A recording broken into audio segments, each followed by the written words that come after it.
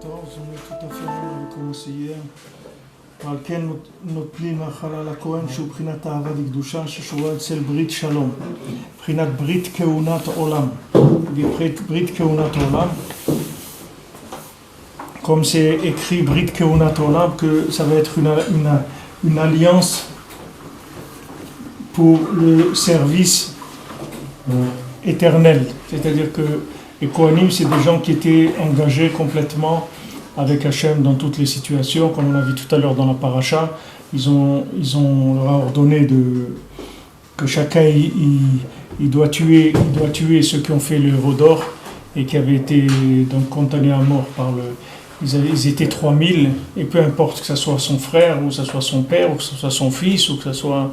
Et si quelqu'un il avait fauté dans le veau d'or, il fallait que le Kohen il le tue, et c'est une partie c'est-à-dire c'est une des choses qui font partie du service du travail du Kohen. C'est-à-dire que le Kohen il doit être prêt à faire des choses comme ça pour Hachem. C'est-à-dire sa vie elle est pour Hachem, c'est tout. Il n'y a pas d'autre chose dans sa vie que de servir Hachem, c'est tout.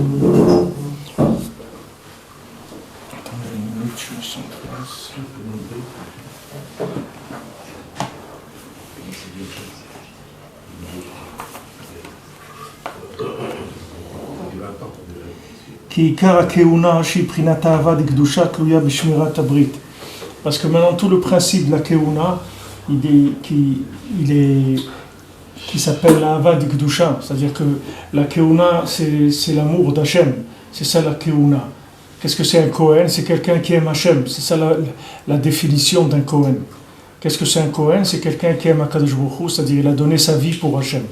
Il aime tellement Hachem qu'il a laissé ce monde et il a donné sa vie pour servir Hachem. C'est ça la définition du Kohen. Et un dirigeant? Pardon? Au niveau moderne, on dit un dirigeant. Le Khaen, c'est un dirigeant, quelqu'un qui dirige. Non, pas Kohen, c'est pas dirigeant. Le mot Kohen, ça veut dire... En français, il n'y a pas tellement de mots, mais c'est prêtre. C'est le Khaen, on dit. Les Khaen, ça veut pas... Les Khaen... Il dirige en tant que... Non, mais ça, c'est de l'ivrit, c'est pas c'est pas du Lachon HaKodesh. Le mot Kohen, c'est pas...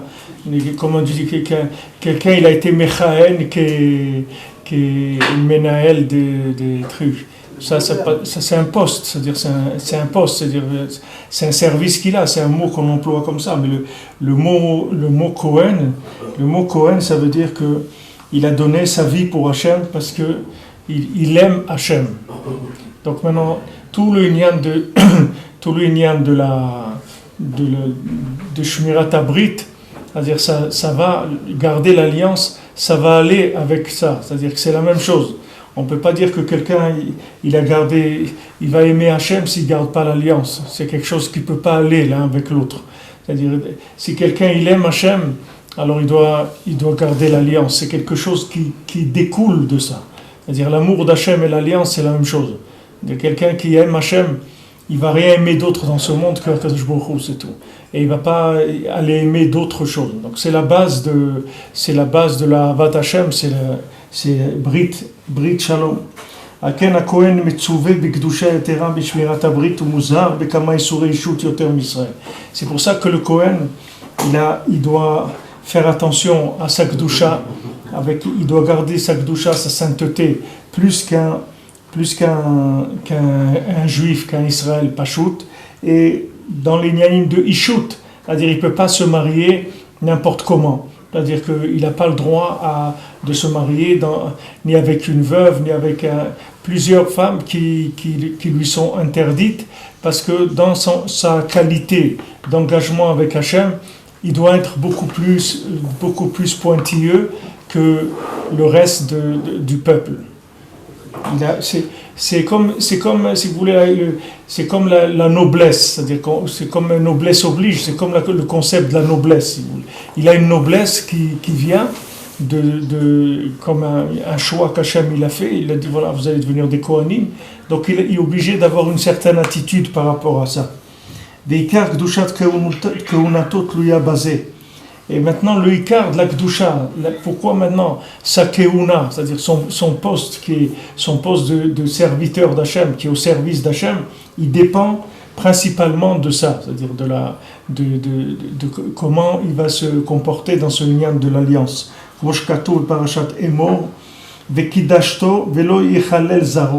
C'est-à-dire que maintenant, il faut qu'il soit sanctifié et qu'il ne faut pas qu'il profane sa descendance. Parce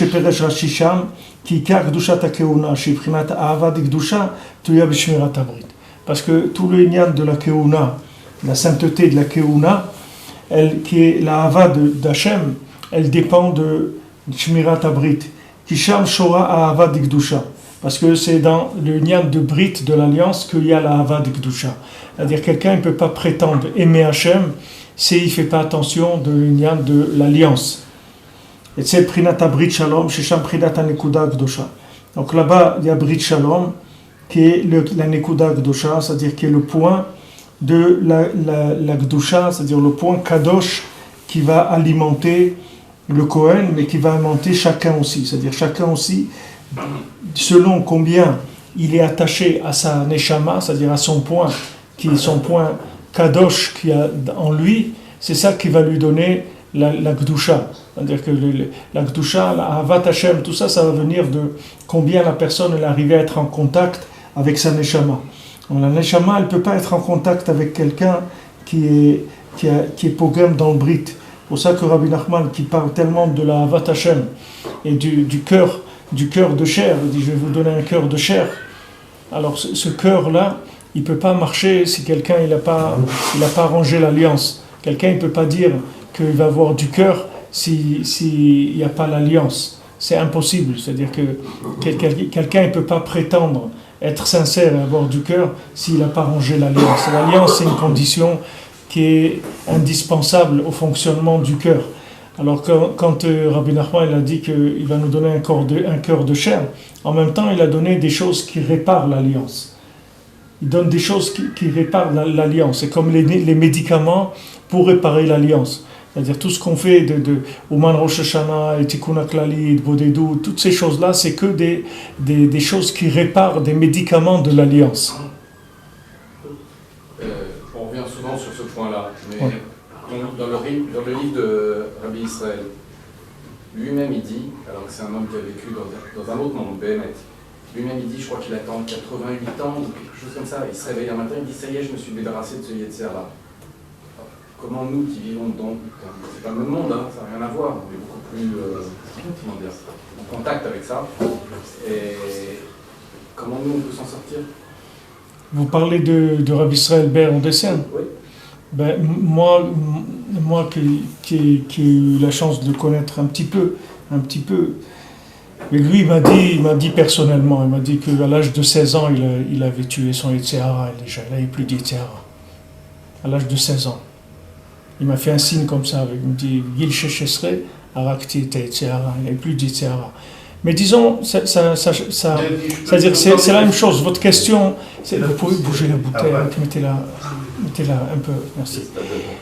C'est pas, je veux dire, c'est pas un problème. C'est-à-dire cette question-là, c'est pas un problème, parce que regardez, c'est comme si vous dites, maintenant il existe un médicament qui s'appelle les antibiotiques, d'accord.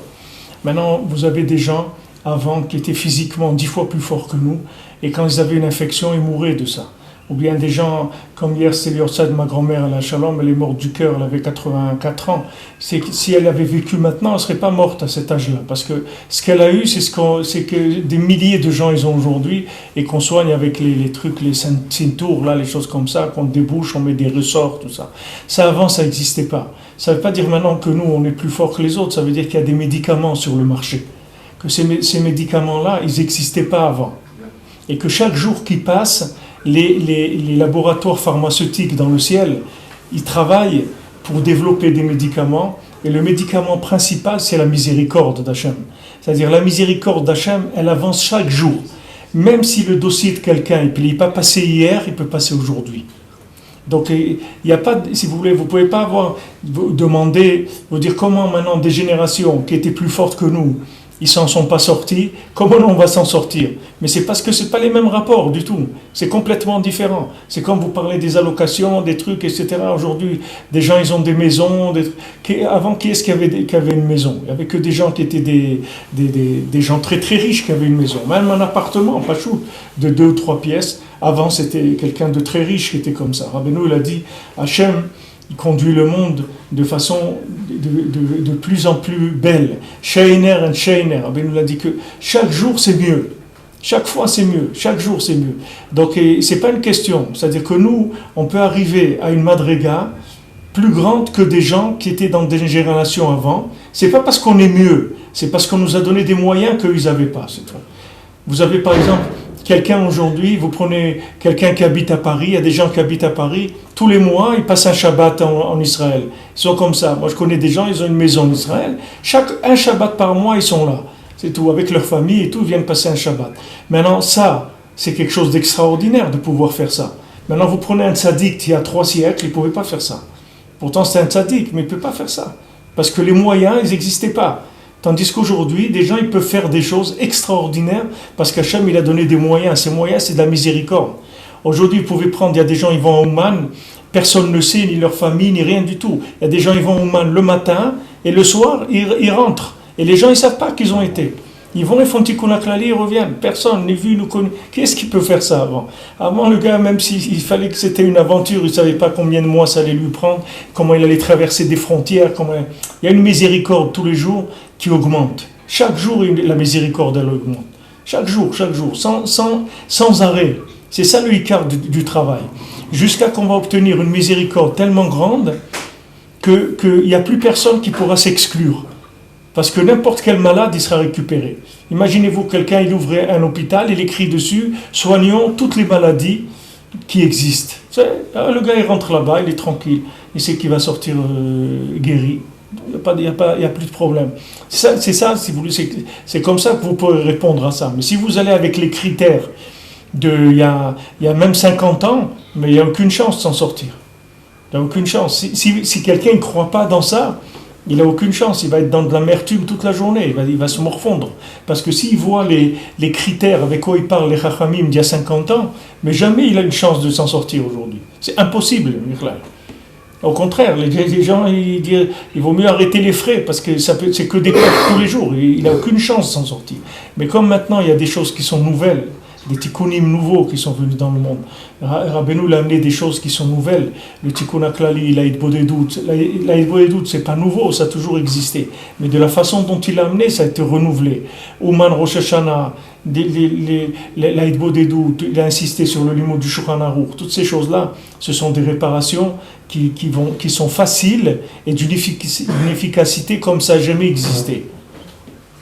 Donc on peut dire qu'il y a une corrélation entre 3 choses, la Brit Mila, c'est-à-dire le prépuce que l'on retire du Brit Mila, l'alliance de la parole pour la bouche, et le prépuce du cœur, la circoncision du cœur, et aussi la circoncision du cœur. En vérité, tout ce qui nous apporte nous ça tourne autour de ça, parce que la Ibodédout c'est pour la bouche, le Gamma Brit pour Tikkun HaKlali, et le cœur pour les Nekudot Tovot et tous ils sont liés. Ces 3 choses-là, elles sont liées les unes avec les autres. C'est-à-dire, elles marchent l'une avec l'autre aussi. C'est pas une chaque. Quand tu répares la parole, tu répares l'alliance. Et tu répares le cœur. Et tu répares le cœur aussi. Chacune, elle travaille avec les 3. Tu peux pas les séparer.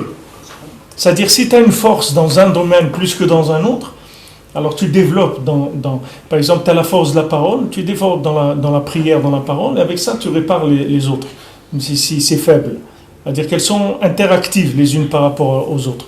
Ce n'est pas des choses qui travaillent des ateliers séparés, c'est interactif. Les 3, ils sont interactifs. Mais la nekuda du cœur, ce n'est pas une nekuda que tu peux travailler s'il n'y a pas l'alliance. C'est-à-dire le cœur, il ne fonctionne pas s'il n'y a pas d'alliance. Quand on dit, Rabbeinu l'a amené dans la Torah, je crois que c'est la Torah Kouf Mem Aleph dans le Écoutez Moran, où il parle des kavanot là-bas de Elul, et il dit que Elul c'est là où Hachem il enlève la orla du cœur. C'est-à-dire, Hachem, il enlève le prépuce qu'il y a sur le cœur.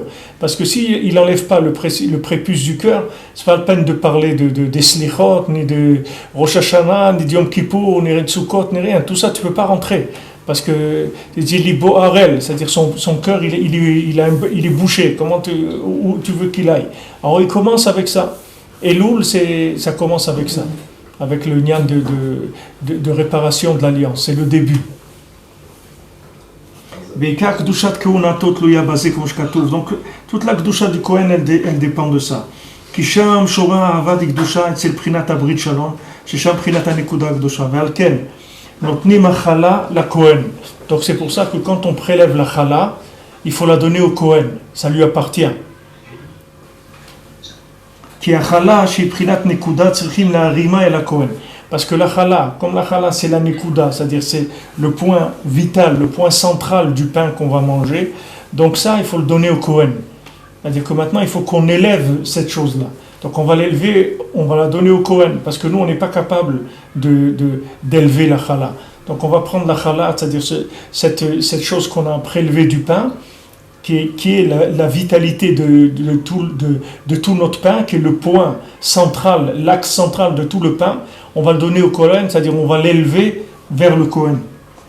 Chez Prinat Nekuda Klalut chez l'Israël, parce que lui, le Kohen, il a en dépôt chez lui la Nekuda Klalit de tout le Ham Israël, puisqu'il est dépositaire, il est représentant de tout le Ham Israël. Qui a Kohen ou Prinat Tzadik V'Arav Shebador, parce que le Kohen, c'est le Tzadik et le Rav de la génération. C'est-à-dire le Kohen, ça n'est qu'une fonction du Tzadik de la génération. Et je vous l'ai dit, Moshe Rabbeinu, lui, c'est le seul, c'est le premier Kohen du monde. C'était impossible que quelqu'un d'autre il puisse faire la Keuna. C'est quelque chose qui n'est pas logique dans le fonctionnement spirituel. C'est-à-dire, il ne peut pas y avoir Moshe Rabbeinu et quelqu'un d'autre qui vient, qui va être Kohen Gadol. C'est impossible. Parce que le Kohen Gadol, il doit être Moshe Rabbeinu, sinon c'est impossible. Maintenant, une fois que Moshe Rabbeinu il est devenu Kohen Gadol, il peut transmettre à quelqu'un. Parce que le principe de Kohen Gadol, il l'a fait descendre déjà dans le monde. C'est-à-dire, il l'a pris, lui-même, il a été déjà Kohen Gadol, maintenant Aaron, il peut être Kohen Gadol. Après, ses enfants, ils peuvent être Kohen Gadol, etc. Et ça peut se transmettre de génération en génération. Mais pourquoi? Parce qu'il y a eu déjà un homme sur terre qui a été Kohen Gadol. Du moment où il y a un homme qui est le tzaddik de la génération, il y a ces personnes d'autres qui peuvent être Kohen Gadol. N'importe quelle autre personne, elle aurait été Kohen Gadol, ça n'aurait pas marché. C'est lui qui fait vivre le Mishkan, c'est lui qui fait Kohen Gadol, c'est lui qui fait les premiers korbanot, les premiers sacrifices pour Hachem. Et après, une fois que ça s'est lancé, l'affaire elle a été lancée, alors il peut prendre un gérant si vous voulez. Mais l'affaire elle est lancée. Il faut qu'il y ait quelqu'un qui lance l'affaire. Et celui qui lance l'affaire, il faut que ce soit un homme qui soit entièrement propre de ce monde-là, qui n'ait rien à voir avec ce monde-là. C'est pour ça que Akadosh Baruch Hu, quand il a dit « Je vais détruire l'homme Israël pour la faute du veau d'or », Moshe Rabbeinu lui a dit « Non, ça ne marche pas comme ça. Ça ne marche pas parce que toi, tu peux faire ce que tu veux, mais moi, qu'est-ce qu'ils vont dire de moi ? Ok, toi tu décides, tu fais ce que tu veux, mais moi, Moshe Rabbeinu, qu'est-ce qu'ils vont dire ? Les gens vont se moquer de moi. Qu'est-ce qu'ils vont dire ? Ils vont dire que je suis un incapable. Tu m'as envoyé dans une mission, et cette mission maintenant, tu me l'as fait échouer. Qu'est-ce qu'ils vont dire les gens sur moi ? Ah, donc mon histoire, elle vaut rien. Donc voilà, ou tu pardonnes, ou tu m'effaces mon nom. Je veux pas que dans la Torah, le mot de Moshe Rabbeinu apparaisse nulle part. Alors comme il y a une bonne partie de la Torah qui parle que de Moshe Rabbeinu, donc ça allait être un problème sérieux. C'est-à-dire on rentre dans un problème sérieux, puisque chaque chose va être d'Aber Hashem et le Moshe est mort, etc. Donc on rentre dans un problème sérieux. Moshe Rabbeinu il dit, tu peux pas me faire ça. Tu peux pas me faire ça. Tu peux pas me dire maintenant, moi je t'ai dit je veux pas faire ça, d'accord ? C'est clair, moi quand tu m'as proposé d'aller m'occuper du peuple, je t'ai dit non je veux pas. Je t'ai dit une fois, deux fois, trois fois, après tu m'as obligé, tu m'as dit, tu t'es mis en colère, tu m'as dit ou tu les sors ou ils restent en Égypte, d'accord ? C'est toi qui m'as poussé. Maintenant, tu viens, tu dis, bon allez, on laisse tomber, je les efface et je recommence avec toi une affaire. Il dit, il n'est pas question. Ou tu pardonnes, ou tu m'effaces complètement de la Torah. Je ne veux pas que les gens me connaissent, qu'ils sachent que j'ai existé. Je ne veux pas ça, c'est une honte pour moi. Donc tu peux pas faire ça. Alors, et après, il lui propose, il lui dit, mais je refais un peuple avec toi. Il lui dit, regarde, tu as Abraham, Yitzhak et Yaakov, tu leur as promis ça déjà. Oui. Il dit, comment une chaise à 3 pieds, elle ne tient pas? Tu veux qu'une chaise avec un pied, une table avec un pied va tenir? Ben, c'est pas sérieux. Il dit, tu as promis à Abraham? Oui, il lui amène la promesse. Tu as promis à Yitzhak? Oui. Tu as promis à Yaakov? Oui. Tu as fait 3 promesses. Ok, maintenant tu ne la tiens pas, la promesse. Tu vas détruire le peuple. Et moi, tu veux prétendre qu'avec un seul, tu vas tenir la promesse? Impossible, ça ne marche pas. Il a coincé. C'est-à-dire, il a acculé dans un endroit. Ça, il n'y a plus rien à faire. Tu es obligé de pardonner. Il n'y avait pas le choix. Tu ne peux pas. Dans la paracha de la semaine dernière, il n'y a pas son nom. Dans la paracha de la semaine dernière, il n'y a pas le nom de Moshe. Non. Possible, il peut y avoir des parachutes où il n'y a pas, mais C'est la seule. Hein? C'est là, c'est là aujourd'hui, Mechénina. Oui, ils l'ont effacé. Parce qu'il a été obligé d'être Mekayem quand même. Oui. Mais on a dit tout à l'heure, c'est ce que je vous ai dit tout à l'heure, moi, c'est Daniel qui me l'a dit hier, que Im Aïn Mechénina comprend Mechénina. Aïn, le nun de Aïn, avec Mechénina à l'envers, ça fait Mechénina, ça fait Ani Nachman, de Mechénina à l'envers. Vous prenez Mechénina, vous lisez à l'envers, c'est Ani Nachman. Mechénina, efface-moi. Alors quand on le lit à l'envers, c'est Ani Nachman. C'est-à-dire, je ne vais pas rentrer dans plus de détails, tout ça, c'est des choses qui sont un peu délicates, mais il faut savoir que le tzaddik, il est là, et il a un pouvoir total, en haut et en bas. C'est pas un qu'en bas qu'il a un pouvoir, même en haut il a un pouvoir. C'est-à-dire que du moment où lui s'est engagé, Hachem il ne peut pas le décevoir. C'est impossible parce que lui s'est engagé, il a donné toute sa vie pour l'homme Israël. Il les a supportés, ils ont voulu le tuer, ils lui ont fait des histoires, des problèmes. Maintenant Hachem il dit bon laisse tomber, on recommence une autre histoire. Il dit, on ne peut pas faire ça. Ça c'est un pouvoir. Donc ce pouvoir-là, le tzaddik il l'a parce qu'il a donné toute sa vie entière pour Hachem, pour le Ham Israël. Il a donné mamash tout ce qu'il avait, toute sa vie. Il n'a pas eu de vie vers là. Quelle vie il a eu, Moshe Rabbeinu? C'est pour le Ham Israël. Il est entièrement lié avec le destin du Ham Israël. Il dépend entièrement du Ham Israël. Hachem lui dit va descends de ton niveau parce que le peuple il a fauté. Il faut que tu descendes de ton niveau. Tu ne peux pas rester au niveau où tu es. Ton peuple, il lui dit pas mon peuple, il lui dit c'est le tien. Mais il dit tu vas descendre, tu vas payer pour eux maintenant. Parce qu'il dit sache que tout ce que je t'ai donné c'est pour eux, c'est pas pour toi. Tout ce que je t'ai donné comme poste et comme richesse et comme chokhma et tout, je t'ai donné que pour eux, c'est pas pour toi que je t'ai donné ça. Toi en tant qu'individu, je t'aurais jamais donné ça. Mais comme tu étais appelé à les servir, alors je t'ai donné tous ces moyens là pour que tu puisses assumer ta fonction. Mais c'est pour eux que je t'ai donné tout ça, c'est pas pour toi. Imaginez-vous, Moshe Rabbeinu, le peuple y faute, il y a tous ces problèmes-là, c'est lui qui est accusé en premier. C'est Moshe Rabbeinu qui est accusé en premier. Hachem lui dit, allez, descends de ta grandeur tout de suite, parce que ton peuple, il lui dit, ton peuple, il a fauté. C'est que mon peuple, ça veut dire c'est mon peuple, c'est toi qui m'as envoyé. Ton peuple, il a fauté. C'est ton peuple, toi qui es responsable. Donc descends tout de suite, il a fait descendre du Sha'aranoun, comme c'est écrit dans le Zohar. Il a fait descendre la 50e porte jusqu'à qu'il soit Niftar Moshe Rabbeinu, les Arnevo. Nevo c'est Bonoun, jusqu'à Arnevo, c'est-à-dire maintenant que tu es Niftar, Bonoun, Arnevo. Nevo, tu peux rentrer dans le Sha'aranoun. Mais maintenant qu'ils ont fauté, ça veut dire que toi, tu as un problème. Si eux, ils ont fauté, ça veut dire que toi, le problème, il est chez toi. Et il l'a pris comme ça, Moshe Rabbeinu. Il était entre les deux. C'est-à-dire, il était en même temps détesté par le peuple, parce que il les a embarqués dans une aventure dans laquelle ils ne voulaient pas du tout aller. Ils n'étaient pas du tout intéressés par ça. D'un autre côté, il leur a posé un lapin, il leur a dit je viens. Et l'heure, comme ils ont calculé, etc., pour eux, il n'est pas venu à l'heure. Il a dit je reviens. Il n'est pas revenu. Il est monté dans le ciel, il est resté là-bas. Donc ils se sont sentis lâchés. Des gens qui sont déjà révoltés eux-mêmes et qui subissent la sortie d'Égypte. En même temps, ils voient leur rave qui les abandonne. Ils montent. Eux, ils peuvent pas tenir, ils lâchent, ils craquent, ils commencent à faire des bêtises. Le Rav, il est accusé pour les bêtises qu'ils ont fait eux. C'est une catastrophe, c'est-à-dire c'est une situation très très dure pour Moshe Rabbeinu, très très dure. Et il assume. Et au lieu d'avoir en lui quoi que ce soit, aucune rancune, rien du tout, qu'est-ce qu'il fait? Il commence à prier, à dire mais attends, tu vas pas faire ça comme ça, on peut pas. Tout de suite, il commence à prier, à demander à Hachem et à arranger le problème, etc. Alors que lui, les Maasé, il était accusé des deux côtés. C'est-à-dire, il n'avait aucun endroit où se réfugier.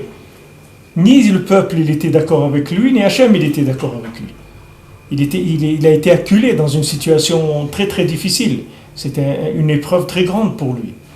Mais il avait les idées claires dans sa tête. C'est-à-dire, il était clair, il savait exactement pourquoi il faisait ça. C'est pour ça que quand il a amené l'épreuve dans la plaidoirie qu'il a fait devant Hachem, Hachem il a été obligé d'accepter. Il ne pouvait pas faire autrement. Parce que sinon, toute l'affaire, elle tient pas.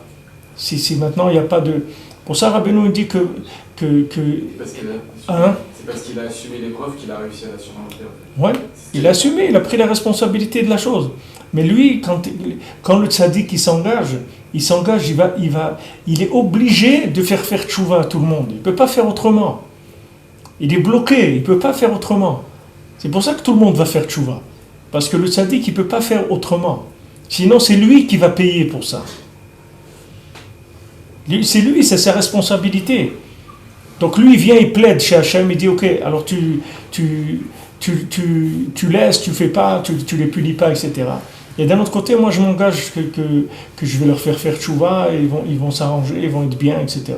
Mais le tzaddik, il s'engage pour le Ham Israël. C'est pour ça que tout le Ham Israël, il va faire tchouva. Que la Géoula, elle va venir avec la tchouva de tout le Ham Israël. Tout le monde va faire tchouva. Parce que c'est un engagement que le tzaddik, il prend. Et même si les personnes, il va falloir leur forcer la main et les obliger, c'est-à-dire que c'est une tchouva qui soit, disons, avec seulement que 1% de participation, ça fait rien. Il va faire tchouva quand même. On va lui faire tchouva malgré lui. Même s'il ne veut pas, même s'il est énervé, même s'il est truc. Vous voyez des gens qui montent en Israël, pas parce qu'ils veulent, parce qu'on les met dans des situations où ils ne peuvent plus faire autrement. Ils sont obligés de venir ici. Et ils ne peuvent plus partir. Maintenant, si vous leur avez donné le choix, ils ne seraient pas venus ici. Mais comme ils n'ont plus le choix, ils sont obligés de venir ici. Mais ça, c'est valable pour tout, comme ça. Hachem, il fait que chacun il se trouve dans une situation, dans sa vie, il passe par des épreuves, que dans ces épreuves-là, il est obligé, il est amené devant une porte, qu'il est obligé d'ouvrir et d'emprunter, même s'il n'est pas d'accord. La vie elle-même, elle va l'amener à ça. Tout ça, c'est fait parce que le tzaddik, il fait toutes ces manipulations-là pour amener les gens là où ils doivent arriver, malgré eux, même si la personne, elle veut pas. Même si elle veut pas. Il n'y a pas beaucoup de salaire sur ça, il n'y a pas beaucoup de participation, c'est-à-dire il ne sera pas beaucoup rémunéré sur sa tchouva, ni sur sa aliyah en Eretz Israël, mais ça fait rien. Il est là, c'est déjà pas mal. Il fait partie du voyage, c'est déjà pas mal. Même s'il n'est pas très rémunéré parce qu'il n'y a pas une participation voulue, c'est pas quelque chose qui a été voulu, cherché, aimé, et langui, tout ça, il n'y a pas. Personne ne s'est trouvé dans une situation, là, il n'y a pas le choix. Et elle a été obligée de s'engager. Que ce soit dans la tchouva, ou dans le mariage, ou Eretz Israël, ou la Torah, tout c'est comme ça. Et plus on va, et plus les gens ils vont être obligés de faire tchouva, ils n'auront pas le choix. Combien de gens qui ont fait tchouva parce que leurs enfants, ils ont fait tchouva. C'est pas eux, ils n'étaient pas du tout religieux, rien du tout. Et puis Tom, l'enfant, il a été apprendre dans une école, il est venu, il a dit quoi, Shabbat, ils nous ont appris de faire Shabbat. Alors les parents, ils ont été obligés de faire Shabbat parce que les enfants, ils voulaient. Mais si tu leur demandais à eux, ils ne voulaient pas faire Shabbat. Mais le pourquoi selon on est monté n'est pas important, c'est le pourquoi selon on reste qui est important. Si après on avance en Torah, on a quand même un salaire. Non. De toute façon, tu ne peux pas sortir. Tu n'as pas le choix. Tu ne peux pas sortir. Tu crois qu'il y a des gens qui croient qu'ils peuvent sortir. Alors ils tirent, et à un moment ils voient l'élastique qui au début ils partent, ils croient qu'ils sont libres. Ils avancent, à un moment ils sentent l'élastique qui tire et ça le ramène à la case départ. Tu ne peux pas sortir, tu n'as plus le choix. Le choix, il n'y en a pratiquement pas. Parce qu'on ne peut pas laisser choisir les gens. Si on les laisse choisir, comment tu veux que quelqu'un aujourd'hui il puisse choisir la vérité? Il ne sait même pas que ça existe. Comment il va la choisir? Je vous ai dit ça la semaine dernière. Le libre arbitre, c'est quand quelqu'un il est conscient de la valeur de l'or, par exemple, et de la valeur d'un caillou. Tu tu mets devant lui de l'or, et tu lui mets un caillou, et tu lui dis choisis. Alors il va choisir l'or. Mais si lui, pour lui, dans sa tête, un caillou de l'or, c'est la même chose, ou il ne sait même pas ce que c'est l'or, il n'en a jamais vu dans sa vie, tu lui dis choisis. Il dit je sais pas, il commence à sentir, il prend le l'or, il sent la pierre. Il sait pas, il goûte. Il ne sait pas quoi choisir, il ne sait même pas ce que c'est, tu lui demandes de choisir des choses qu'il ne connaît pas. Quelqu'un pour choisir, il faut qu'il soit conscient ce qu'il est en train de choisir. Quand Hachem il te dit tu choisis la vie, il faut que tu saches que ça s'appelle la vie. Quand maintenant ça ne s'appelle pas pour toi la vie, comment tu veux choisir ça? Quand tu vas à la synagogue, pour toi c'est difficile, tu as envie de partir au bout de 5 minutes. Comment tu veux choisir ça? Pour toi c'est insupportable. Comment tu vas dire que ça c'est bien? Ça ne s'appelle pas un choix, donc tu n'as pas le choix. C'est pas par choix que tu fais les choses. On choisit pour toi, on te met dans des situations où tu n'as pas le choix, c'est tout. Tu es amené de là. C'est ça qu'on t'amène à ta place, c'est tout. Et tu ne peux plus partir après. Tu ne peux plus sortir. Pourquoi? Parce que tu n'as plus le choix. Tu n'as plus le choix. C'est fini. Tu n'as plus le choix. Tu crois qu'on va faire des trucs avec des faillites? C'est fini, on ne peut plus faire faillite. Le monde, il ne peut plus, Hachem, il ne peut plus faire faillite avec le monde. Celui qui va rentrer, il va rentrer, c'est fini. On ne va plus le laisser partir. On va faire tout pour l'empêcher de partir. Théoriquement, si tu veux, sur papier, officiellement, tu as toujours le choix. On ne peut pas te faire signer quelque chose comme ça. Officiellement, tu es libre. Mais officieusement, tu n'es pas libre du tout. Du tout. Officiellement, tu es libre. Officieusement, tu n'es pas libre du tout. Et je ne te conseille pas d'essayer. Parce que si tu essaies, tu vas voir que tu n'es pas libre du tout. Et là, c'est embêtant, tu vois. Il vaut mieux jamais essayer d'ouvrir la porte de la prison que tu crois que toujours tu te trouves dans un hôtel 5 étoiles, tu vois. Mais le jour où tu vas essayer d'ouvrir l'hôtel 5 étoiles et que tu vas voir que le Maasé, tu es dans une prison et que tu ne peux pas sortir, alors tu vas vraiment être déçu, tu vois. Très très déçu. Extrêmement déçu. C'est ce qu'il a fait David quand il a dit à son fils, il y avait celui qui avait fait des problèmes à David Améler, qui avait tué des hommes David Améler ne pouvait pas le tuer, mais il a dit à son fils, à Shlomo, il a dit, toi je sais que tu es Chacham, tu vas t'arranger, tu sauras déjà comment faire avec lui, mais arrange-toi que sa fin, elle ne soit pas bien du tout, que tu vas le terminer, arrange-toi à le terminer, mais avec ta chokhma. Et lui, qu'est-ce qu'il lui a fait Shlomo? Il lui a construit un palais à Jérusalem, il lui a dit, regarde, voilà un palais, il a dit merci beaucoup, il lui a dit, regarde, mais une seule chose, tu sors de Jérusalem, je te tue. C'est tout. Mais tu es libre. Dans Jérusalem, tu es libre. Dans ton palais, tu es libre, il ne te manquera rien. Tu auras tout ce que tu veux. Mais tu sors de Jérusalem, je te tue. Alors Shlomo, il savait que quand il lui dit ça, toute sa vie, il va penser rien qu'à sortir, c'est tout. Il a attendu quelques temps, il est sorti, il a tué, c'est tout. Tu vois, c'est la même chose. Il vaut mieux que tu ne te rendes pas compte que tu ne peux pas sortir. Il vaut mieux que tu crois que tu es libre. C'est mieux comme ça.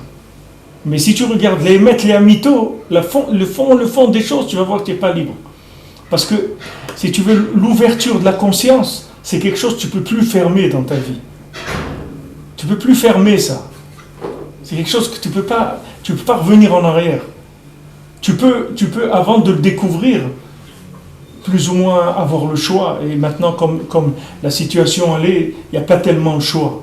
Mais une fois que la conscience est ouverte, là, c'est fini. Là où tu vas, tu vois que la vie, elle n'a pas de goût, il n'y a rien, nulle part.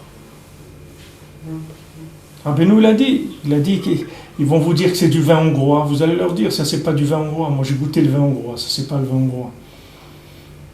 Rabbi Nachman te fait goûter des choses, c'est dans les deux, c'est-à-dire il y a un côté où tu fais goûter des choses merveilleuses, mais le fait que tu goûtes ces choses merveilleuses, c'est-à-dire que tu goûtes un niveau de vérité qui est merveilleux, d'un autre côté, ça te fait une condamnation à ne pouvoir vivre qu'à travers ça. Après, tu peux plus, c'est insupportable.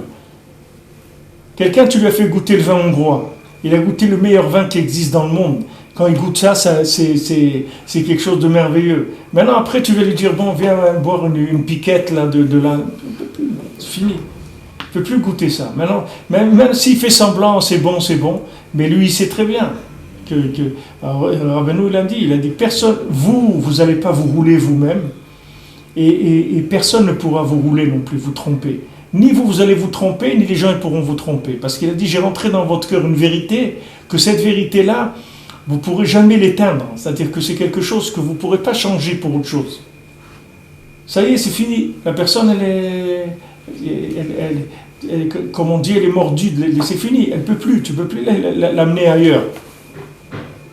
Hachem, il est obligé de faire ça pour qu'on finisse l'histoire du monde. Sinon, comment tu veux finir l'histoire de ce monde? Ça va jamais se terminer. Il y a des gens qui sont pires qu'avant. Et tu vas les laisser choisir. Comment tu vas faire? Ceux qui étaient des hommes capables, on les a laissés choisir, ils n'ont pas réussi. Maintenant, des gens qui sont incapables, tu vas leur laisser choisir. Tu veux qu'on réussisse? Impossible. Alors, qu'est-ce qu'on va faire? On va choisir à leur place, c'est tout. Le fait déjà que tu viens habiter en Eretz Israël, ça veut dire que tu es d'accord qu'on choisisse à ta place. Parce que tu es rentré dans un endroit où on choisit à ta place. C'est-à-dire, le fait que tu viens en Eretz Israël, c'est déjà que tu es d'accord avec ce principe-là. Si tu n'étais pas d'accord avec ce principe-là, tu ne viendrais pas ici. Parce qu'ici, on choisit à ta place. Tu vois bien qu'ici, tu es téléguidé. Tu ne fais pas ce que tu veux ici. Ici, tu peux être qu'un exécutant. Tu ne peux pas être quelqu'un qui dit ce qu'il a envie de faire. Ici, on ne te demande pas ton avis. Ici, on t'amène dans des situations. Et ces situations, tu es un exécutant dans ces situations. Et toutes les gens, pourquoi ils souffrent en Israël, c'est qu'ils souffrent de l'impression qu'ils sont libres. C'est ça qui les fait souffrir. Mais si quelqu'un il a accepté qu'il est rentré dans le palais du roi et que maintenant on va lui donner des ordres, on va lui dire quoi faire, ça il est tranquille. Parce qu'on va le diriger dans tout ce qu'il fait. Il va être dirigé là. Le fils du roi, dans le Sipurim Masiot où on a vu Shabbat, on vient, on le fait rêver, on lui dit regarde, tu vas aller au marché et le premier travail qu'on va te proposer, tu vas le faire. Alors lui, il se réveille, il dit non, mais il n'est pas question, mais moi je suis un prince, tu regardez, je suis quelqu'un de raffiné, d'intelligent et tout, qu'est-ce que vous voulez que je fasse là-bas? Il rêve encore une fois. Il dit tu vas aller au marché, premier travail qu'on te propose, tu l'acceptes. Deuxième fois, il fait comme s'il n'a rien vu dans le rêve, il dit c'est sûrement une erreur, etc. Troisième fois, le message devient plus dur, il dit regarde mon ami, c'est ça ou c'est terminé pour toi? D'accord? Alors il dit d'accord, j'y vais. Il enlève ses habits de prince et tout, il met une blouse de travail, il va au marché, premier qui veut l'embaucher, il dit d'accord, il devient berger avec un patron cruel, dur, méchant, etc. Et maintenant, une fois qu'il est passé par là, ça y est, il est rentré dans la réparation. Ça y est. Une fois qu'il est passé par là, après ça va durer le temps que ça va durer, et un jour il rencontre l'homme de la forêt, qui est le tzaddik, qui vient et lui dit t'as terminé, c'est fini. Laisse tomber tout ça. Ça, c'était ton Gehinam. C'est fini, t'es sorti du Gehinam. Allez, viens, mon fils, je vais te donner tout. Et voilà, il retrouve son trône et sa place. Et il s'assoit sur son trône de roi. Mais avant d'arriver à ça, il passe par un moment où on lui enlève complètement le libre arbitre. Pratiquement complètement. On ne peut pas enlever complètement. Rabbi Nathan, il dit, d'après ce qui est écrit dans la Torah, quand tu vois l'âne de ton prochain qui plie sous le poids du fardeau, alors c'est écrit Azov ta'azov imo, aide-le avec lui. Alors de là, la Torah elle te dit, si tu vois que lui, il essaye pas de relever son âne, il n'y a aucune mitzvah d'aller l'aider. Il faut que lui, il essaye et toi tu viens l'aider. Alors de là, c'est-à-dire Rabbi Nathan, à travers cette mitzvah de la Torah, alors il dit que les maaseh, le tzaddik, il peut t'aider, mais il faut que tu fasses quelque chose. Mais il dit que le tzaddik, il a obtenu une réduction, si tu veux, de la participation au minimum. Minimum. Quand Rabbi Nachman il dit à quelqu'un, mais toi tu veux pas te faire tchouva. Alors il dit, mais comment je veux pas faire tchouva, etc. Alors il dit, mais est-ce que tu voudrais vouloir faire tchouva? Il dit, ah ouais, j'aurais aimé vouloir. Il dit, ça suffit, allez viens. Il veut pas. Mais l'idée de vouloir, ça lui plaît. Maintenant, il veut pas, lui. Mais s'il avait pu vouloir, il serait content. Alors on dit, ok, c'est bon. Le fait que tu veux vouloir, ça suffit. Avec ça, on te sort, ça suffit. C'est un point d'accroche assez fort pour te sortir. C'est-à-dire qui va au plus bas de ce qui est le choix de la personne. C'est-à-dire que la personne, elle ne veut pas, elle le reconnaît, elle dit ça ne m'intéresse pas, je ne veux pas. Il dit mais si on faisait en sorte que tu veuilles, est-ce que ça te plairait? Il dit ouais, ça me plairait, j'aimerais bien. Il dit ok, bien. Pas de problème. Ça suffit. Pour ça qu'il dit que le vouloir, ça suffit. Ça suffit. Si tu veux, ça suffit. Du moment où tu veux, ça y est, on t'embarque. Le reste, on va le faire pour toi. C'est ça que les gens ne comprennent pas. Parce que les gens, ils lisent des lectures de gens qui se sont construits avec des forces extraordinaires. Donc ils se comparent à ça. Et ils se disent, mais moi, jamais je vais arriver à faire ça. Mais qu'est-ce qui t'a dit qu'on t'a demandé de faire ça, toi? On t'a pas demandé de faire ça. Toi, on t'a demandé de vouloir, c'est tout. Est-ce que tu veux? Tu es d'accord qu'on s'occupe de toi? Il dit oui, je suis d'accord. Non, c'est tout, le reste, on va s'occuper de toi, tu ne fais pas de soucis. On va te faire passer dans les situations qu'il faut pour que tu arrives là où tu dois arriver. Après, rien, tu roules, c'est tout. Tu t'occupes pas, tu t'occupes de rien. C'est tout. Ta vie, elle est prise en charge. Alors les gens ils disent, vous voulez mon libre arbitre? Mon libre arbitre, il est là. Il est dans le fait que je veux vouloir. C'est ça, oui, mon libre arbitre. Pas seulement. Hein? Pas seulement. Pas seulement, si je suis capable, mais tu peux te trouver dans des situations où tu ne peux pas. Tu peux te trouver dans des situations où tu n'as même plus la force de vouloir. Il y a des gens qui... Chacun il le sait, et chacun y passe là-dedans. Dans certains domaines, il y a des gens, des moments dans la vie de chacun où il passe par des choses où il ne veut plus. On dit, mais si on t'arrange que tu veuilles, tu serais d'accord? Il dit, bien sûr, je serais d'accord. On ne parle pas maintenant de faire. Faire, c'est encore un autre niveau complètement. On en parle rien que de vouloir, c'est tout. On ne parle pas de réaliser quelque chose. Rien qu'il veut faire. Déjà, il est en train de rêver de vouloir. C'est-à-dire qu'il ne veut pas. Il ne veut pas. Mais si tu lui proposes un plan, tu lui dis, regarde, si tu fais ça, eh bien après tu vas vouloir. C'est pas que tu vas pouvoir, uniquement vouloir. Déjà, tu seras quelqu'un qui voudrait arriver à quelque chose. Ça y est, il est d'accord. Il est d'accord. Mais c'est vers ça que le monde va. Et toute l'humanité, elle va aller vers ça. Elle va arriver à un moment où il va rester rien au point de vue capacité et pouvoir de l'individu. Il va rester rien du tout. Pratiquement plus rien du tout dans le monde. Et il va rester que des gens qui veulent. Et les gens qui veulent, c'est eux les gens qui vont être les plus forts. Il va y avoir les gens qui ne veulent pas, mais qui aimeraient vouloir. Et s'il y a des gens qui ne veulent vraiment pas du tout, alors que ces gens-là, je parle de toutes les Umot Haolam, de toutes les nations, mais dans le Ham Israël, il n'y aura personne qui ne voudra pas du tout. Du Ham Israël, tout, parce que chaque juif, il y a une partie d'Hachem en lui. Donc cette partie d'Hachem, elle ne peut pas aller à la destruction. Elle ne peut pas se perdre, elle ne peut pas faire faillite. Parce que c'est Hachem lui-même que Chas Shalom, il ferait faillite avec lui. Et ça, c'est quelque chose d'inconcevable. Donc maintenant, ça va intervenir, c'est-à-dire plus on va, plus l'intervention, elle est d'en haut. Mais le chidouche, le grand chidouche, c'est que l'intervention d'en haut, elle se fait dans la miséricorde. Avant, elle se faisait dans la rigueur. Avant, Hachem, il dit, fais attention, si j'interviens d'en haut, c'est très grave. Parce que si j'interviens d'en haut, ça sera que de la rigueur. Fais attention. Et le chidouche de ce qu'on vit aujourd'hui, c'est que c'est l'intervention d'en haut et dans la miséricorde, dans de l'amour total. Il n'y a pas de rigueur du tout. C'est ça ce qu'ils ont obtenu, les tzadikim. C'est ça ce qui s'est monnayé depuis des siècles dans le monde. Parce qu'avant, il n'y avait pas ça du tout. Avant, quand Hachem il intervenait, c'est tout de suite du din en bas. C'est-à-dire tout de suite de la rigueur, des choses terribles. Maintenant, Hachem, il intervient. Hachem, il donne le pilotage de tout le monde aux tzadikim, qui pilote le monde entier, les neshamot de tout le monde entier. Et ça se fait berachamim. C'est ça le chidouche qu'on vit.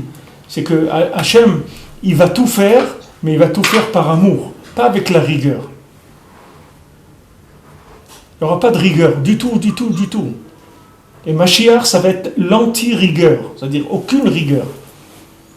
Mashiach, il va amener la Géoula sans rigueur, du tout, aucune rigueur. C'est pour ça qu'aujourd'hui, tout comportement de rigueur, il n'est pas à sa place, du tout. Parce que ceux qui ont des comportements rigoureux aujourd'hui, c'est des gens qui sont pas à la carte, c'est tout, ils ne sont pas au menu du jour. Parce qu'au menu du jour, la rigueur, elle n'existe plus. C'est un moyen qu'on n'utilise plus du tout. Parce qu'il n'y a pas plus de reconnaissance de faiblesse que d'utiliser la rigueur. La rigueur, c'est uniquement la réaction des gens faibles. Les gens forts, ils n'utilisent jamais la rigueur. C'est que les gens faibles qui utilisent la rigueur. Et maintenant, comme on arrive à des moments où, Baruch Hashem, il y a une révélation d'Hachem dans le monde comme il n'y a jamais eu. Il y a des chassadim dans le monde d'Hachem. Celui qui rentre un tout petit peu, il voit des choses tellement extraordinaires par rapport à avant que des tzadikim, ils devaient travailler une vie entière pour voir ça. Aujourd'hui, des gens, ils le voient tellement facilement. Regardez-nous, on est en Eretz Israël. Combien les tzadikim, ils ont jeûné, ils ont pleuré, ils ne sont pas arrivés à monter en Eretz Israël. Comment des gens aujourd'hui, ils montent en Eretz Israël, des gens tellement simples, tellement loin de la Torah, ils montent en Eretz Israël. Parce qu'il y a des chassadim niflaim meod. Chassadim niflaim. Il n'y a que du chesed. Ça veut dire tout bechesed. Il n'y a aucune rigueur du tout. Ça vous dites, non mais, donc, on voit de moins en moins de tzadikim, ils s'en vont malheureusement les hommes. Ça veut dire quoi? C'est parce que le Ham, parce que le juif, il est en train de, il a compris, il est en train de monter, qu'on a moins besoin, je dirais, de tzadikim. C'est pas qu'on a moins besoin, on a plus besoin que jamais. Mais seulement l'assistana, il est plus grand qu'avant. Dans la situation dans laquelle on est, Hachem, il nous assiste et les tzadikim, ils sont là. On ne les voit pas, mais ils sont là plus que jamais, ils ont été là avec nous. Leur présence, regardez que vous avez eu des gens là qui étaient dans la dernière guerre et tout, des gens qui ont vu des Rachel Imenu. Et c'est des gens, ils ont témoigné, ils ont vu Rachel, elle leur a dit n'allez pas là, mes enfants, ne rentrez pas dans cette maison. C'est plusieurs qui ont témoigné, c'est pas des gens allumés, c'est des gens des normaux. Ils ont vu Rachel Imenu. Maintenant, pourquoi Rachel Imenu, elle vient? Vous croyez que de revenir et de parler comme ça, c'est des révélations qui sont très fortes? Comment on peut avoir des autorisations comme ça? Parce que d'en haut, on a une miséricorde aujourd'hui qui est plus grande que jamais. Regardez quelle est l'abondance dans laquelle chacun vit, dans le développement de la médecine, des conditions de vie, etc. Ils sont beaucoup plus faciles que jamais ça a été dans le monde. Ça, vous pouvez le voir dans la matière. De là, vous allez détruire dans le spirituel, c'est 10 fois plus grand que dans le matériel. Il y a une grande miséricorde. Seulement, on veut pas des exemples, parce qu'aujourd'hui, si les gens, vous leur remettez des exemples, ils vont commencer aussi à faire comme ça. Quand moi j'étais petit, on allait au cinéma, si on voyait un film de cow-boy ou un film de karaté, les gens ils sortaient, ils commençaient à faire dans la rue comme si c'était tous les karatékas qu'il y avait dans le film. C'est la même chose. Aujourd'hui, vous mettez des grands tzadikim, les gens ils vont venir à côté d'eux, ils vont commencer à les singer. Alors que le gars il est complètement à l'envers de tous les côtés, et il va commencer à se mettre à côté des tzadikim et faire comme si lui aussi il était un tzadik. Non, il n'y a plus les références d'aujourd'hui, on va les enlever. C'est-à-dire que le monde il va devenir entièrement virtuel. C'est-à-dire la seule référence qui va rester, c'est le vouloir de la personne à l'intérieur et son rapport intime avec Hachem, c'est tout. Mais il n'aura pas de référencement qu'il va se coller sur une image. Il ne va pas y avoir d'image. L'homme, il va chercher la vérité. Il ne va pas y avoir des gens qui vont venir te proposer ça ou ça ou ça. Tant qu'il y a des gens sur Terre qui s'appellent des grands de la génération, les gens ils vont essayer de leur ressembler. Dire non, j'étais chez le Rav, j'ai vu lui, il mange que 11h le matin, il ne mange pas avant. Je l'ai suivi, j'ai vu. Donc ça y est, le gars il va se mettre à manger à 11h du matin. Mais qu'est-ce qui t'a dit de faire ça? Ah mais j'ai vu, le Rav il fait ça. Mais qu'est-ce qui t'a dit de copier le Rav? Mais aujourd'hui les gens ils ne peuvent pas. Aujourd'hui les gens ils copient tout. Tu peux pas dire à quelqu'un... Je te donne un exemple, mais regarde, et toi cherche ton niveau par rapport... Jamais les gens ne sont pas capables du tout de faire ça. Aujourd'hui, vous donnez un exemple à quelqu'un, il va mimer tout de suite. Tout de suite, il se colle, il commence à mimer la chose. Il dit, mais attends, mais cherche-toi à toi. Comme il dit Rav Zusha, il a dit, on ne va pas me demander pourquoi j'étais pas Moshe Rabbeinu. On va demander pourquoi j'étais pas Zusha, c'est ça qu'on va demander. On va pas demander pourquoi j'étais pas Moshe Rabbeinu. Aujourd'hui, vous mettez des exemples, les gens ils copient. Il dit non, j'ai vu le Rav, il a ça, il a un toit sur sa maison comme ça, il n'a pas de voiture, ou il a 3 voitures, ou il a ça. Donc c'est ça qu'il faut que... Donc il va essayer de devenir comme ça. Mais c'est pas du tout ça la Torah. Ça n'a jamais été comme ça. Mais les gens sont tellement faibles qu'ils essaient de coller à des exemples qu'il y a. Alors Hachem il enlève, c'est tout. Il n'y a pas d'exemple. Tu vas chercher par toi-même, c'est tout. Tu vas essayer d'être toi-même, de chercher ton rapport avec Hachem. Be'emet. Parce que, Baruch Hashem, il y a de la miséricorde, il y en a à revendre aujourd'hui. Quelqu'un, il ouvre la bouche. Seulement, il faut valoriser chaque chose, il faut être conscient un petit peu du traitement qu'on nous fait.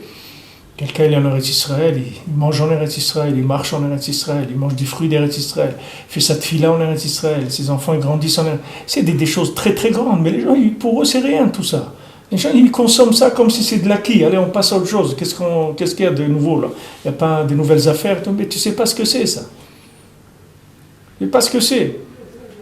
Quelqu'un, il pense, si quelqu'un, il y a des gens, ils vont au cotel tous les jours, ils prient, ils font des choses, etc. Mais après, ils sortent, c'est comme s'ils n'ont rien fait. Ils vont, ils continuent leur vie normalement. Mais tu sais ce que ça veut dire de passer 1 heure ou une demi-heure au cotel? Les gens ne savent pas ce que ça veut dire. Ils ne valorisent pas les choses.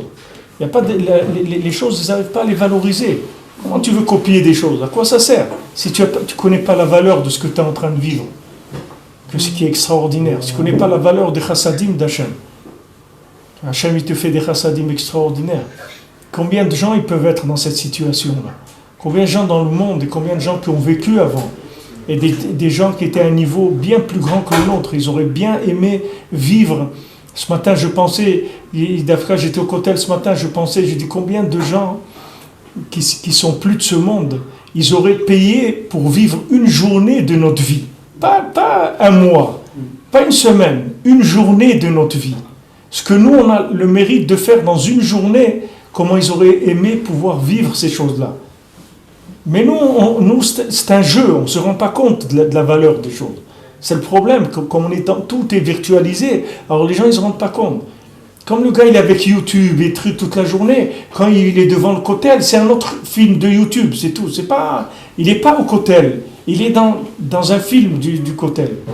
Quand il se marie, c'est le film du mariage. C'est pas le mariage. C'est-à-dire, il vit comme des films, les choses. C'est-à-dire, il les sent pas. Il les vit pas vraiment. Mais une miséricorde extraordinaire. Il y a de quoi dire merci toute la journée sans s'arrêter. Ça mamage sans s'arrêter. Que de remercier Hachem. Même si Hachem il vient derrière mamage devant quelqu'un et qu'il lui parlerait, qu'il entendrait une voix, qui lui dit mon fils, qu'est-ce que tu veux? Il dit je veux rien. Qu'est-ce que je peux demander? Je suis comblé. Mais bon Hachem, qu'est-ce que j'ai? Avec du chesed toute la journée, qu'est-ce que je peux demander? Je n'ai rien demandé. Qu'est-ce que je peux demander? Oui, il y a déjà une 40aine d'années, quand quelqu'un de France allait au cotel, pour nous ça paraissait extraordinaire, insurmontable. Alors que nous on est là, on l'a tous les jours. Mais c'est toujours aussi extraordinaire.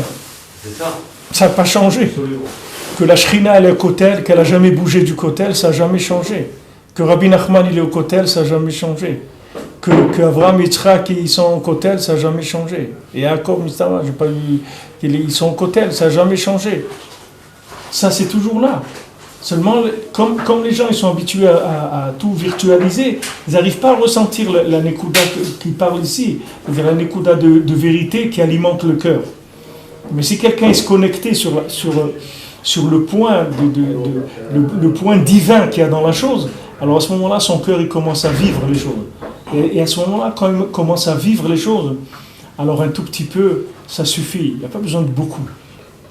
Si vous mangez quelque chose de bon, vous savourez ce que vous mangez, vous n'avez pas besoin de manger beaucoup.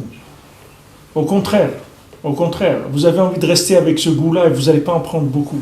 Vous allez prendre un petit peu. Mais si vous mangez du polystyrène, alors tout ce que vous allez manger, vous n'allez pas vous sentir rassasié. C'est-à-dire dans le goût, vous n'avez pas pris la dose que vous deviez prendre. Mais si maintenant vous prenez quelque chose qui a un goût extraordinaire, un petit peu ça suffit. Dans Avodat Hashem, c'est la même chose. Un petit peu ça suffit. Rabbi Nachman il a dit un petit peu c'est bien. Un petit peu c'est bien aussi. Mais ça ne veut pas dire qu'un petit peu c'est bien aussi, qu'on voudrait que tu fasses beaucoup. Ça veut dire un petit peu que c'est bien aussi. C'est-à-dire sache que ce petit peu-là, c'est bien aussi. Ne crois pas que parce que c'est un petit peu, automatiquement c'est pas bien. Parce que Rabbi Nachman il a vu qu'on va arriver dans des générations où les gens ils vont être tellement vides, ils vont être tellement dans du virtuel, qu'il n'y a que la quantité qui pourra les calmer. C'est-à-dire qu'ils vont se calmer qu'avec de la quantité, de la quantité, de la quantité. Alors Rabbi Nachman il dit non, un petit peu c'est bien aussi. Ça veut dire que ça, cherche là-dedans. Cherche dans le petit peu que tu fais et apprends à te contenter d'un petit peu et tu verras que ce petit peu-là, il était extraordinaire. Mais tu t'en es pas rendu compte parce que tu es tellement focalisé sur la quantité pour essayer de combler ta frustration. Mais les maasé, cette aspiration à la quantité, ça vient que de la frustration. Ça vient pas de quelqu'un qui a goûté la vérité. Parce que quelqu'un qui a goûté la vérité, il n'a pas du tout besoin de ça.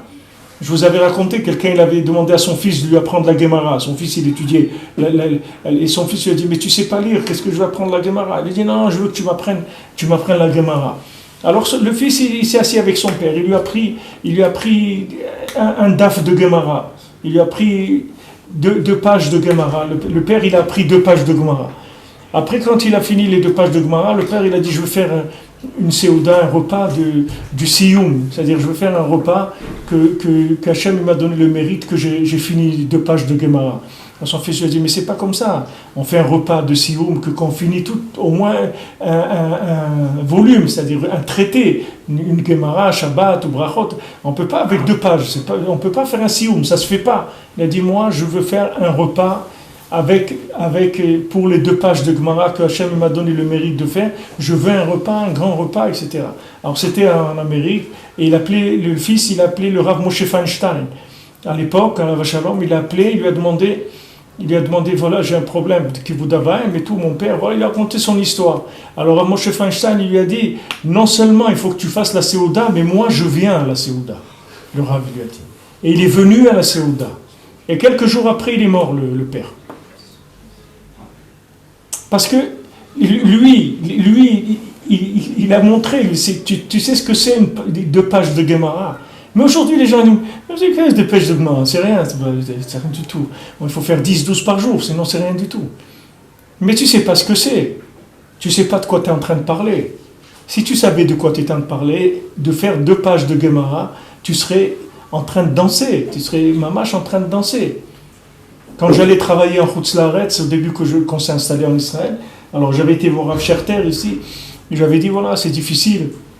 Je vais travailler tous les 15 jours, j'ai fait ça des années. D'aller travailler 15 jours, venir 15 jours, c'est très difficile, etc. Il m'a dit, tu sais pourquoi c'est difficile? Parce que tu ne sais pas ce que ça veut dire d'avoir des enfants qui étudient la Torah à Jérusalem. Si tu savais, à 4 pattes, tu aurais été travailler, c'est pas en avion. Si tu savais ce que c'est d'avoir des enfants qui étudient la Torah à Jérusalem, mais tu viens te plaindre parce que tu ne sais pas ce que tu es en train de faire. Tu n'as pas le mérite de voir ce que tu es en train de faire. Mais si tu avais le mérite de voir ce que c'est, jamais tu te plaindrais. Tu dirais, attends, il n'y a aucun problème, je vais travailler au bout du monde, je vais travailler pour nourrir des enfants qui étudient la Torah à Jérusalem. Mais comme les gens, ils connaissent pas les valeurs, c'est des gens qui brassent des milliards en spiritualité, mais ils se comportent comme des pauvres. Rabbeinu l'a dit, arrêtez d'être des clochards, vous êtes des milliardaires, arrêtez de jouer les clochards. Arrêtez de jouer les clochards, vous êtes des milliardaires. Qu'est-ce que vous jouez les clochards? Vous avez des choses que les générations d'avant, elles n'ont jamais eues. Des choses que des tzadikim, ils ont prié toute leur vie, ils n'ont pas eu. Et vous brassez ça toute la journée comme rien du tout. Et vous n'êtes pas content, mais il y a un problème d'appréciation des choses. Vous n'appréciez pas ce que vous avez, c'est pour ça que vous êtes comme ça. Alors Rabbi Nachman l'a dit, retournez vers vos bateaux. Il dit dans ses Purim-Asiot, il dit, arrêtez de faire les clochards. Arrêtez de faire semblant d'être des clochards. Vous n'êtes pas du tout des clochards. Vous n'êtes pas à plaindre du tout. Du tout. Vous avez beaucoup de choses extraordinaires dans votre vie. Mais apprenez à les apprécier. Alors il dit, pour apprécier, il faut se connecter sur le point de vitalité de la chose. Chaque chose elle a un point de vitalité. C'est le Kohen, c'est le Da'at, c'est la conscience véritable du vrai. Il faut aller, quand j'ai ma challah, j'ai fait mon pain, j'amène la challah au Kohen. Parce que lui, il va élever le point central de ce que je vais manger. Et quand il va élever ce point central, tout mon manger, il va s'élever. Je vais manger un manger qui est élevé. Et comme ça, pour tout ce que je suis en train de faire, à chaque fois que je prends le prémisse de la chose et je l'élève, je l'attache à celui qui est capable d'élever cette chose-là. Alors, ce qui reste chez moi, ça a de la valeur, ça a du goût, ça a de la vitalité, etc. Je le fais autrement.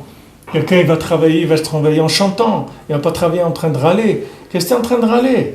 Tu aurais pu te trouver à travailler dans une usine dans la banlieue de Mexico avec des gens qui te menacent avec un Kalachnikov sur la tête toute la journée. Tu aurais travaillé, tu aurais accepté. Mais de quoi tu te plains? Tu te trouves dans une terre merveilleuse. Combien tu travailles? Même si tu travaillais 20 heures par jour, il ne faut pas que tu te plaignes. Mais combien d'heures? Regarde, tu as plus de la moitié de la journée, ou les 2 tiers de la journée où tu es libre. De quoi tu te plains? Pourquoi tu fais la tête? Pourquoi tu n'as pas de simcha? Regarde tout ce qu'Hachem t'a donné. Pourquoi tu n'as pas de simcha? Dis-le, dis-moi merci mon Dieu, merci mon Dieu. Et si maintenant tu prends conscience que tu ne dois pas faire la tête et tu fais la tête quand même, moi dis-le à Hachem. Tu dis tu m'excuses Hachem, je veux être sa mère et tout, mais c'est difficile pour moi et tout, mais je sais que c'est extraordinaire ce que tu m'as donné. Au moins en faire un dialogue avec Akadosh Baruch Hu, c'est la moindre des choses, en faire un dialogue. Il y a des gens qui vivent des vies qui sont très très dures et qui payent pour rien. Il n'y a rien, au bout il n'y a rien. Il y a des gens, ils ont tout payé, ils ont souffert, ils ont tout, et au bout, il n'y a rien. Il n'y a rien du tout. Il y a des gens qui, gratuitement, leur donnent ça. Les gens, ils sont venus. Des gens, ils sont venus ici. En France, ils n'avaient pas de maison. Ici, ils ont des maisons, des palais. Ils ont des maisons qui sont des palais. Ce n'est pas des maisons, c'est des palais. Et en France, ils étaient là en location, truc et tout. Et ils se plaignent. C'est difficile en Israël. Ah oui, c'est difficile. Mais je dis jamais ça. Ne sors jamais ça de ta bouche. Même si tu le sens, ne le sors jamais de ta bouche, parce que les conséquences, elles peuvent être Hachem Ishmor. Ne sors jamais ça de ta bouche. Parce que Béhémet, il n'y a rien de ce que tu as ici qui n'est pas mieux que tout ce que tu as eu dans ta vie. Béhémet, c'est-à-dire tu en calcules, sans mettre rien, ni émouna, ni rien. Tu calcules sur papier, prends une feuille, tu vas voir que tu es mieux que ce que tu as été dans ta vie, à tout point de vue. De quoi tu te plains? Zakou Barou.